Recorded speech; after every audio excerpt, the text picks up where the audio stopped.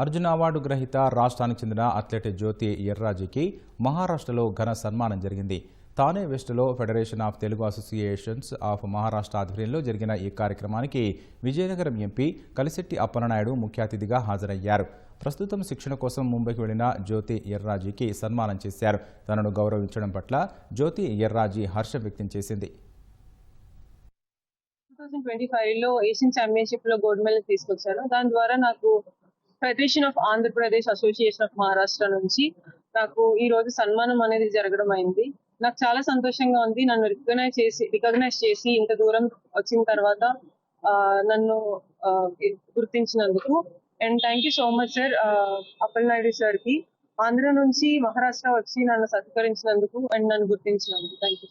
తెలుగు బిడ్డ జ్యోతి అథ్లెటిక్స్ లో silver gold medal ని సంపాదించుకున్నందుకు, అలాగే భవిష్యత్తులో ఏషియన్ గేమ్స్ లో కూడా మనకి గోల్డ్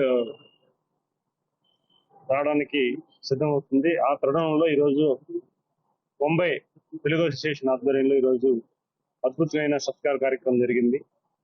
ఒక తెలుగు అమ్మాయికి ఈరోజు ముంబైలో తెలుగు అసోసియేషన్ వారందరూ కూడా సత్కరించడం అనేది మంచి శుభపరిణామం. గౌరవ ముఖ్యమంత్రి చంద్రబాబు నాయుడు గారు, ఐటీ శాఖ మంత్రి నారా లోకేష్ గారు కూడా వారికి దృష్టి పెట్టడం జరిగింది. వారి విదేశ పర్యటన ఉండడం వల్ల వారు 2 days లో రాబోతున్నారు. త్వరలోనే ముఖ్యమంత్రి గారిని అలాగే నారా లోకేష్ గారిని కూడా జ్యోతి కలవబోతుంది.